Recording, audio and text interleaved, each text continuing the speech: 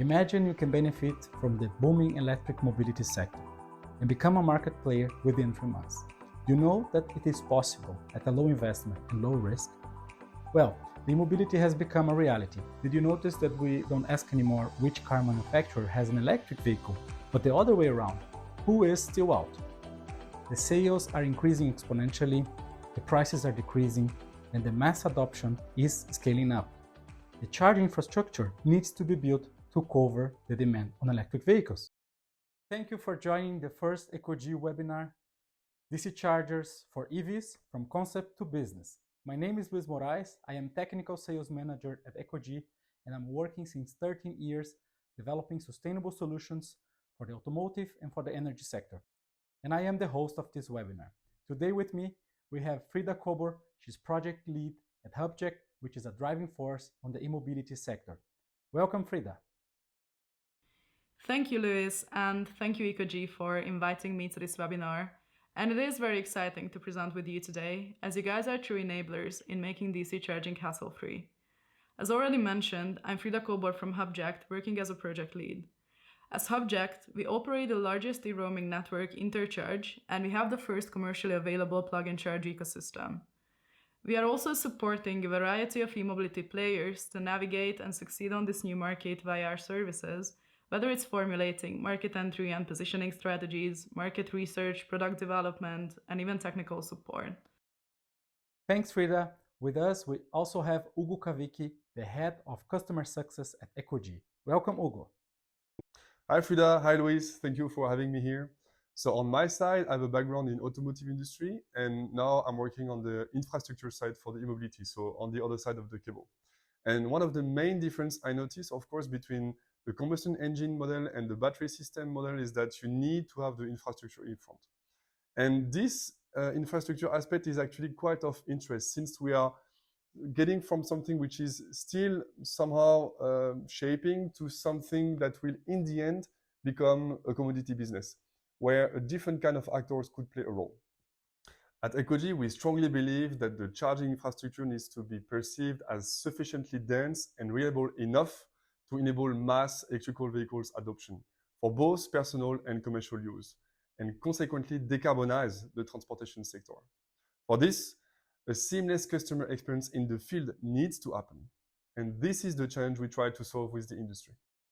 Think about the complexity. Multiple stakeholders are involved in a simple charging session. Utilities, charger manufacturers, operators, backend and service providers, the vehicle themselves. There are certain conditions to gather for everything to go well for the final user. Bottom line, a working ecosystem is key to provide the right experience. At EcoG, we give the opportunity to industrial players to first understand this market and then to further professionalize the way we approach it. Happy to contribute to this webinar, and I have to say I'm quite excited to hear back from the ecosystem about their own experience on the topics we'll touch base today. Thanks, Ugo. Now let's have a look on the topics we will address today. There are 4 main sessions. How big is the DC charging business opportunity? Multiple e-mobility use cases and types of chargers. Fast, affordable, and low risk, demystifying DC charger development. And finally, how to step into the market in just 1, 3, or 9 months. This webinar was specially designed for companies who want to step in the charging infrastructure market or want to further professionalize and scale up. If you want to step in, you need to watch this webinar until the end. We will show you 3 strategies to go to market in 1, 3, or 9 months. And if you are already in, you might think how to avoid compatibility issues with electric vehicles, assure reliability in the field, or keep your charger up to date with the latest features and standards, especially when scaling up. On top of that, we will present you methods to go rock solid and fast through the development phase, giving you the time to focus on what makes your charger unique, increasing your competitiveness. So let's get started. Please, Frida, let us know how big this market is. All right, let's jump in to discuss how big is the DC charging business opportunity. As you can see on the first graph, the number of charging points in the European Union is little over 600,000 as of September 2023, which is expected to increase by 300% by 2028, reaching almost 2 million.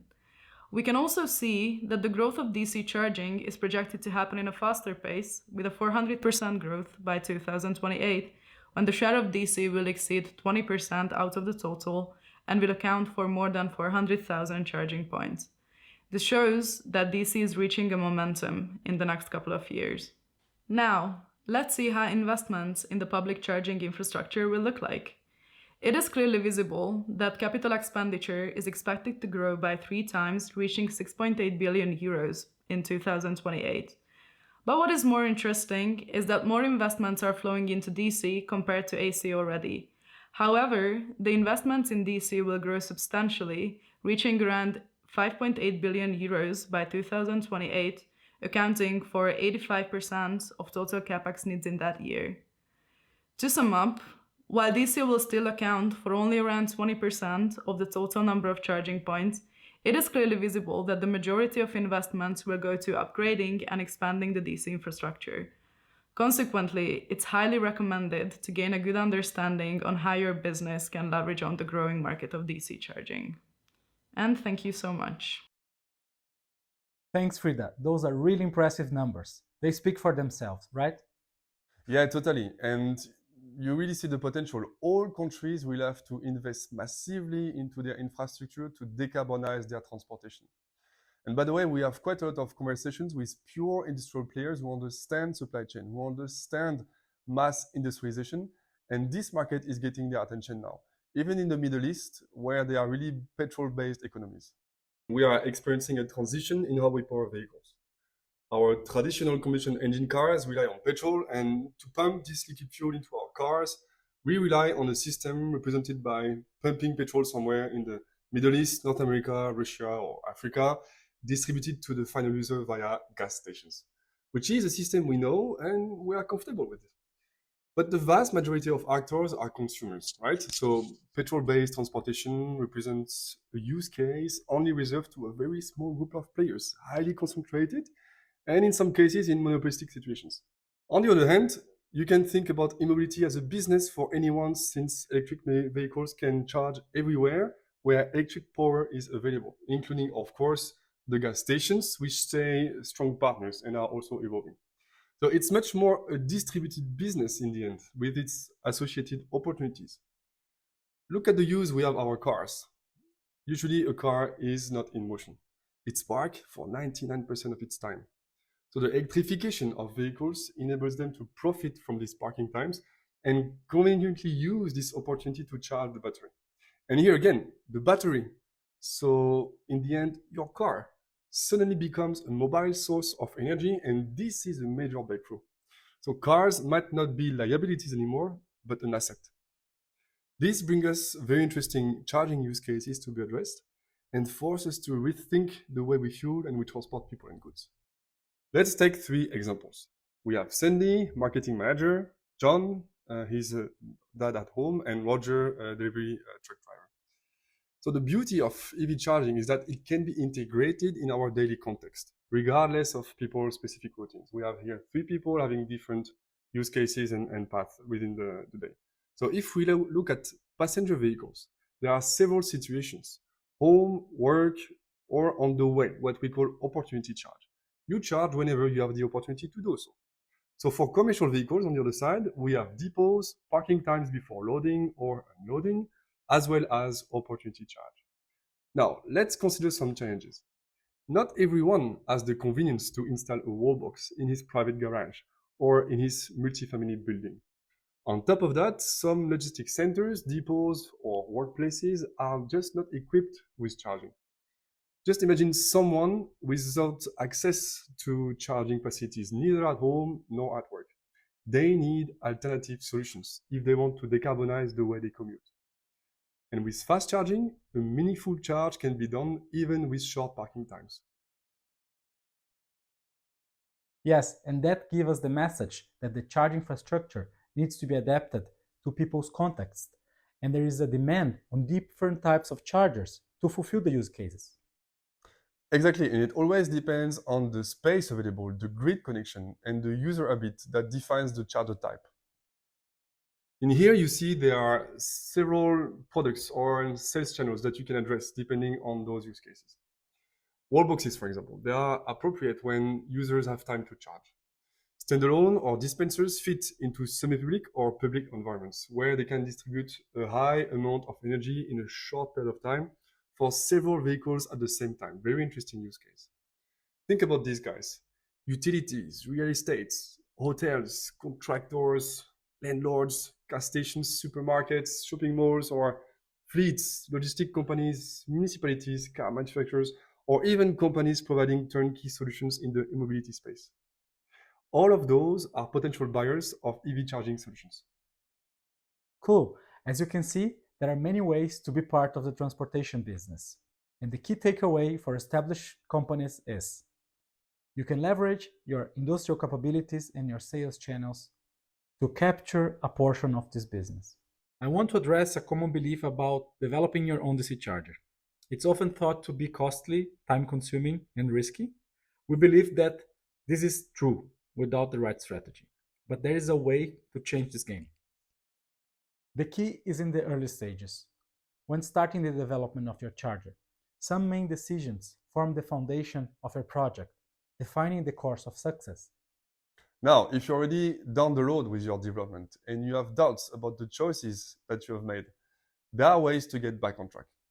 We will share with you some strategies, and they might inspire new approaches to look at the topic. In the following slides, we'll deep dive into the most critical pain points of a DC charger development, going first with the traditional way we observe in the market to do it, and then share some insights about a more efficient methodology to approach it. People always try to first think on the most expensive part, which are the power modules. And just after this, they go ahead and think on the most complex part, which is the control solution. Looking at the control solution, this is the most complex part, the brain of the charger, which includes automation of the charger itself, communication with the car, with backends, with the grid, and all kinds of interfaces. The decision on the control solution will influence the whole development and lifetime operation of your charger, even if it represents a small share of the BOM. Based on the controller setup, one can go ahead and define the system architecture, which functions are there and what kind of components are needed. In this phase, you need to do the component selection based on your system requirements. You need to screen the market, qualify suppliers, understand the reliability of those components and their cost level, as well as their availability in the long term. After the definition of your architecture and the selection of appropriate components, they need to be integrated in the software, which is again quite a significant effort.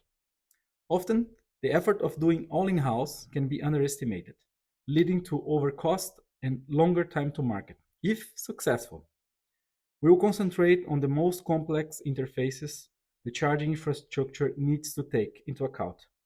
To simplify a bit, the charger itself communicates mainly with the electric vehicle and several back-end systems.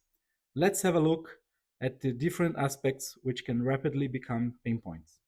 These aspects include the control solution, the architecture definition, the selection of components and the integration of the components. Those are inside of the core system. But we also have on one side the OCPP connection, we have the monitoring and maintenance. On the other side, connection to the electric vehicle, we have the charging standards and protocols like ISO 15118-2, -20, with features like plug and charge, bidirectional power transfer, but also the plug connections like CCS, NACS, MCS. We need to develop as well the user applications, and on the other side, to provide compatibility with any vehicle, with any electric vehicle. So we call it interoperability. And there are also aspects like the user interface, the display, the housing itself, the indication with LEDs, for example, and cable management. So to perform this huge development activity from scratch, you will need to find, recruit, train, and bring up to speed experts, making significant investments in staff. In the end, after all those huge efforts, you might ensure some basic charging functionalities, but leaving more impactful aspects aside. But there is a more strategic alternative. We will demonstrate how you can strongly reduce time to market, costs, and risks at all stages of your product lifecycle. Yeah, so development, production, and in operation. This approach empowers you to make sure your product will fulfill what we think is the minimum expectations. The charger will be functional and remain future-proof for any kind of vehicle with any kind of component, backend, or application system. Now, that might seem basic, but studies show that less than 80% chargers in the field are functional. So it means that charging anxiety is a topic we need to solve. Imagine you have one chance out of 5 when you go to a gas station to fail fueling your car. How confident would you feel? Coming back to this topic, we have different issues to look at. So let's take another perspective and divide those aspects into 2 categories: what is perceived by the final user and what is not. Sadly, what is not perceived by the final user is also where the risks lie, which is the most complex portion. As a manufacturer, you want to take the risk out and rely on solutions ensuring the charger will work and be future-proof with, for example, plug and charge, vehicle-to-X, dynamic load balancing, and OCPP applications. Those basic functionalities and advanced features are ensured out of the box by EcoG solution, still providing you the full design to cost approach by considering components as a commodity in a completely agnostic manner. And it's not only about creating a profitable business case or a robust product, right? But also to build something unique. Take the display, for example. Yes, size matters. The user interface, the user experience, all of those aspects are really important. Think about the display as a vehicle for future value-added services. Or the housing. Spend time on the style. Make it cool. Design will matter more and more. Or take the LEDs and the animations. These are more than just basic indicators. They can enhance the user experience and provide very valuable feedback. Or the cable management, often overlooked but so vital for convenience and safety. Efficient cable management can greatly improve the user experience. And then a question to you. Which additional features can you offer to make your charger to stand out? And now I use the opportunity to show you how we do it at EcoG and how we have done for more than 30 architectures, which means that more than 10,000 DC chargers operate with EcoG every day. The starter kit includes the EcoG solution, and it's a working setup from day one, enabling your team to start with a development system based on solutions that have already scaled in the field. EcoG will also onboard your team into the DC charging environment and transfer all the knowledge and documentation they need to perform their project development. Once your R&D or product team has defined the charger requirements, EcoG will support them with development activities such as providing the list of pre-integrated components, perform the system engineering, integrate the components you chose in the software, and support you to define your prototype and test it with you. Also giving you the space to either develop your own applications or integrate third parties, all the way down to the certification of your product. Following this phase, focus on system and hardware, we are going to speak about the software. And this is where the real value is nowadays. Whether your system is still in development or installed in the field, you want to be aware of all the newest features and you want your charger to receive them. On the left side is what you receive. Latest features like plug and charge, vehicle-to-X, newest standards, compatibility with all the vehicles, security updates, and optimizations based on field observation. Those elements are transferred to your chargers over the air via backend. The amount of knowledge that is there delivered out of the box is the sum of years being in the field, combined with our close relationships with car manufacturers, and as well as very active role in standardization of protocols within the industry. This value you can transfer to your customers, and this becomes a competitive advantage, especially in the long term. You are able to ensure a product's robustness on its entire life cycle through EcoG. Very interesting, Luis. So it sounds quite easy to come up with a customized setup. So we can have a competitive, beautiful, cutting-edge DC charger and a super business case. But here I would like to put the things a bit in perspective. At the beginning of this webinar, we saw that we are in a very fast-growing market where timing is key. So success is measured on the long term on one aspect, which is how fast can you take a footprint, yeah? But on the other side is also how flexible you are to iterate on other products based on the modular solution like EcoG. Which leads us to the next section of this webinar, how to step into the DC market. So depending on your own company context and capabilities, you might want to choose one out of the 4 following approaches to the market. Let's have a look at the traditional way of entering the market. By doing everything in-house, you would need to spend first around about 6 months in development, if we stay optimistic. Then an additional 6 months in certification with no guarantee to succeed. And there might be tough ones, like the German Eichrechtskonformität. You will start getting your production ready, and altogether, in best case, we observe something like 18 months for the best teams. In that scenario, you spend a lot of time and you still bear the risk of failing. Another way is to avoid reinventing the wheel and perform your development and certification together with us, saving quite a substantial amount of time and money.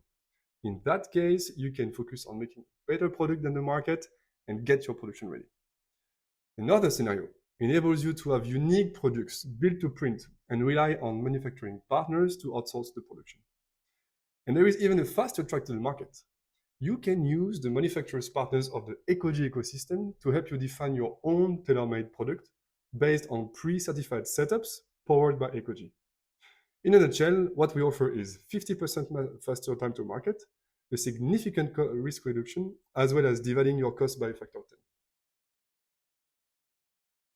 Well, we came to the end of this webinar and we thought it would be nice to have a look on the typical questions we get all the time.